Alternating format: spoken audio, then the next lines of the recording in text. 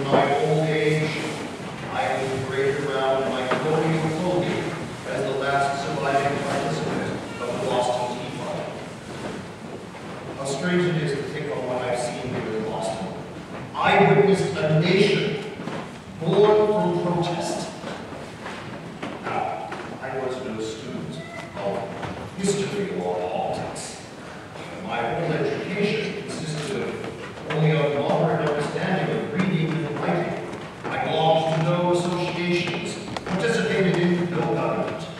But in the years before our War of Independence, I became a staunch liberty. I continually reflected upon the unwarrantable sufferings inflicted upon the citizens of Boston by the tyranny of Great Britain, and my mind was excited by an inextinguishable desire to aid in chastising the king. I sat in this very hall after the bloody massacre on King Street in March of 1770, and again for the meetings of the body of the people in 1773, when we decided the fate of our time. I came into this building a shoemaker, but I left it a true citizen. But now I am an old, very old man. I ask you tonight to indulge my memory and join with me in a voyage back to 1773. You and I will take part in one of the most important events in American history. As I did then, we will debate the issues of the tea tax and the 3 ships of tea floating in the harbor. Then we will take a stroll to the harbor, perhaps. Now, I would like you to imagine what it was like here 239 years ago tonight. It is the evening of December 16th, 1773. You have all gathered here in Old South Meeting House, the largest building in the town, with over 5,000 of your fellow colonists. It is the largest political meeting ever held in the town of Boston. We have gathered here for over 2 weeks to try to decide what to do about the 3 ships of tea anchored in the harbor. If the tea is landed, we must pay a tax upon it. Our earlier meetings have resolved, however, that the tea must not be landed, for we will not pay that tax!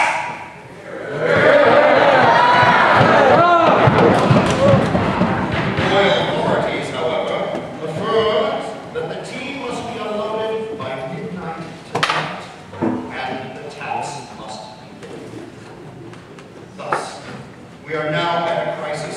Every attempt to return the tea to England without unloading it has failed. Tonight, we will make one last attempt to find a legal way to refuse the tea. Tonight, we meet as the body of the people, which means that even journeymen and tradesmen like me may participate in the debate. Even you may lend your voice and hear us out. Each of you has a program. In that program, you will find a card.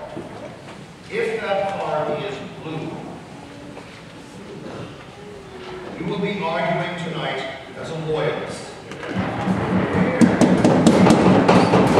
If that card is yellow, you will be arguing tonight as a patriot.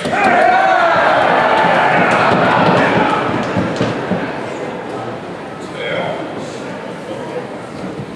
If you wish to speak at the meeting, you simply queue up behind one of the 4 speaking devices in the hall. There's one there, one in the corner, and one in the corner of the balcony. And please wait to be recognized by the moderator who will be here in the pulpit. Now, if you do not get a chance to speak, you may still show your support for your your fellow loyalist or patriot. But I ask you to do it as I and my colonist friends did back then, by shouting, "Huzzah!" Now, let's try it. Let's warm up a bit, shall we? On my count. 1, 2, 3. Huzzah! I'm an old man. I didn't hear that very well. Try it one more time. 1, 2, 3. Now, you may also show your displeasure with the speaker by shouting 5. Let's try that. 1, 2, 3. 5. This evening will be nothing if not loud. Now, I have heard that the Sons of Liberty are in the war, that they have a secret plan they will put into action should it become necessary. We shall see. I ask you to follow the instructions of your moderator this evening.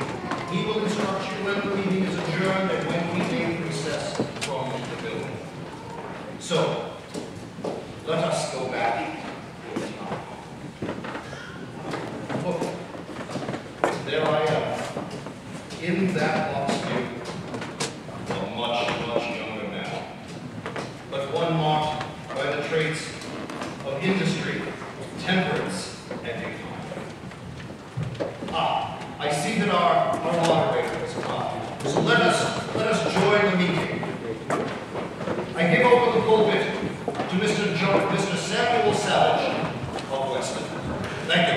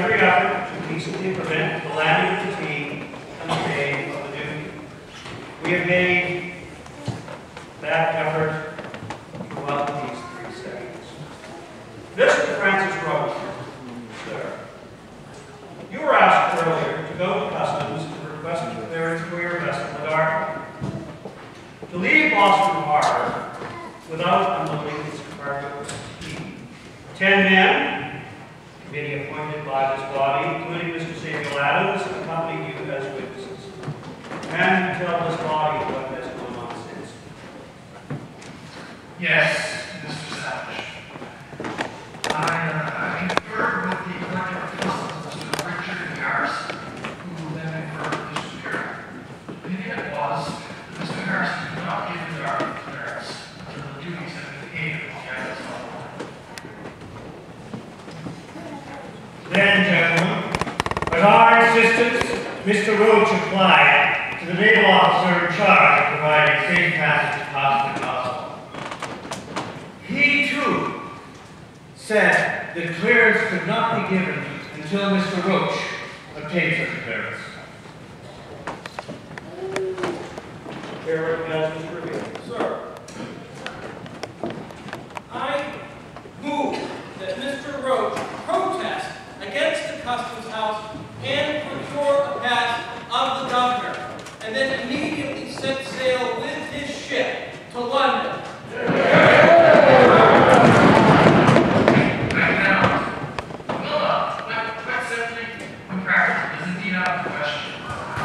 You promise to take your ship, the Dartmouth, out of the harbor within 20 days of its arrival. Tomorrow, sir, is the 20th day. Will you, at this meeting, give the order for your ship to set sail?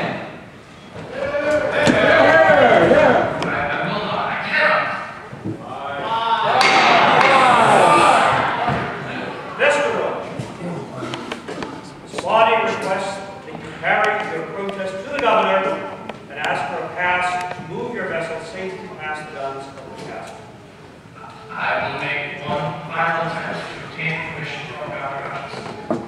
I leave immediately from I believe this is our last moment as we return the team to England. We will pray that Mr. Rush is successful in his endeavors, and we will await his safe return to the meeting house. The chair recognizes John Hughes. You've adopted the resolution set forth in Philadelphia regarding this pressing act. Every town in the province must appoint a committee of inspection so this team is never led.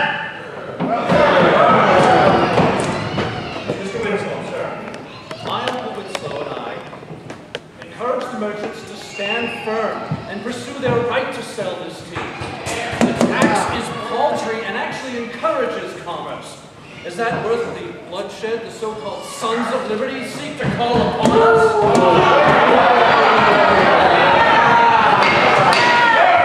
My cousin imports good English tea in a legal manner, unlike the smuggler of Beacon Hill who brings his Dutch tea ashore under the cover of darkness like a thief at night.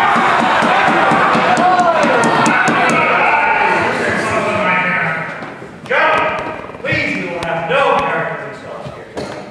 There is far too much of important to discuss without resorting to those sorts of things. While we await Mr. Roach's return, are there any others who wish to speak? Mr. Cobb, please. In the arts, do not think much on politics. But like so many others in this town, I have been pulled into this matter. Just 1 month ago, my father, Richard Clark, and the other team consignees were very desirous to restore peace in this town. They would do their utmost to give their fellow citizens satisfaction. It was utterly out of their power to return the teams to England. But they did allow, they offered that the tea should be stored until such time they went to their factories and went for their reforms. They would also allow that the tea be inspected to ensure your committees that none of the tea was being sneaked away to be sold in the town. But this body has refused their concessions. And so, it is the consensus among the consignees that whereas they were not active in introducing the tea, they would then not obstruct people from doing with it what they will. The consignees wish to play blame the people. They are pawns of the governor and under his immediate influence.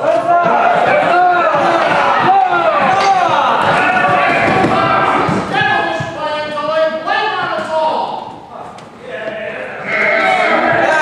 Perfect. There, Monty. While you may speak, you will be recognized to speak first. Thank you. Yes, sir. Signees have shown no disposition to bring the teams into the town, but they must be excused from being active participants, insurers, in sending it back to England. Come on up. Yeah. All this talk, as if the consignees are the simple instruments of the king's will. It was not just so long ago that Mr. Clark and I shared one voice against unjust taxes, and yet not a month ago did he refuse outright an invitation for myself and the other sons of liberty to meet in a frank discussion of these matters. By his blunt refusal, do those consignees show themselves to be as guilty of wrongdoing as Parliament itself!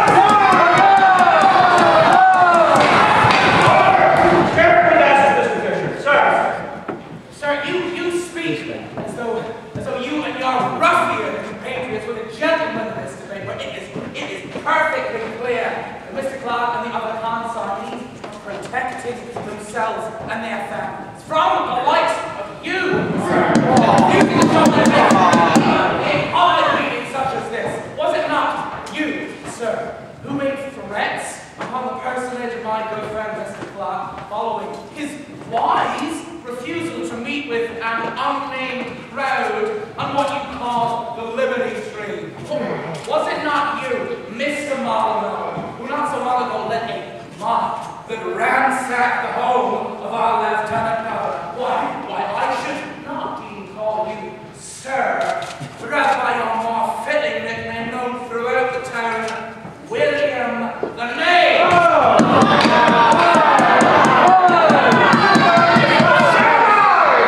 Sir, name in a public meeting those things that have been proposed about me, sir. I wouldn't Enough of the characters, as I said before, we have other business to transact here. You may attack one another out in the street, but not in my meeting house. The chair recognizes Dr. Joseph Clark. Sir. Gentlemen, the issue here is not the pretense of tax. We must demand our right to representation. These duties are an infringement on our natural and constitutional rights as Englishmen. We must defend our rights of representation, my friends. On us depend the fortunes of America! Chair recognizes Colonel May. What good will representation in Parliament do us? Even if we were to send 13 representatives to that unjust body, one for each colony, or 2 or even 3 from each colony, we would be outvoted. And we would have legitimized the right of Parliament to set upon us what taxes it will. Representation in Parliament is a straw man, I tell you. To form our own taxes and raise them, and will not surrender that right to corrupt placement and venal politicians.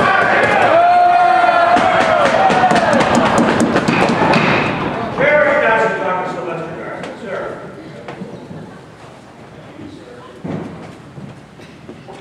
Sir, I am distressed that some will seek to delude us about this wholesome and legal beverage. If there is a poison about it, it is that which flows from the pens and the mouths of those who would send that down upon the committee. And again, free our people in their their selling of the tea and their honest customers. You see, mere 3 pence per pound worth the destruction of trade in this town.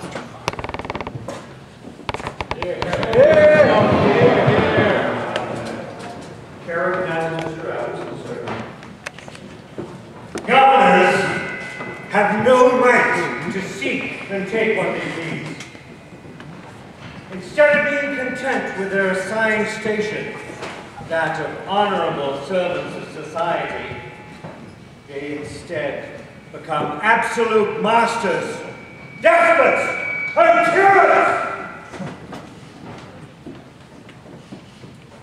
As the private man has the right to determine what wages to pay in his private affairs, so has a community the right to determine what it will give of its substance for the administration of public affairs.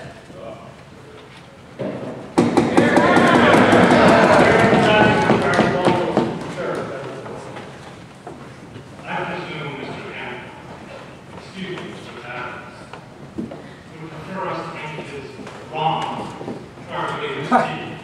I hear the excesses far less than the excesses of any tyrants and despots in this town who hide behind noble titles, king and so on, and who seek to destroy all those who oppose them. I strive to serve the needs of my customers of all political equations and persuasions. Dissent, the lifeblood of the body politic.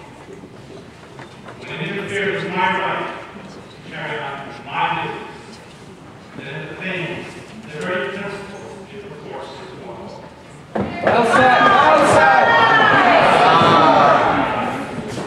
Are there others here? They will wish to have their voices heard. We welcome you to come forward. Yes, sir. Yes, the floor is mine. I am Joe the Shoemaker. The King and Parliament say this tea tax will help pay our share of the riches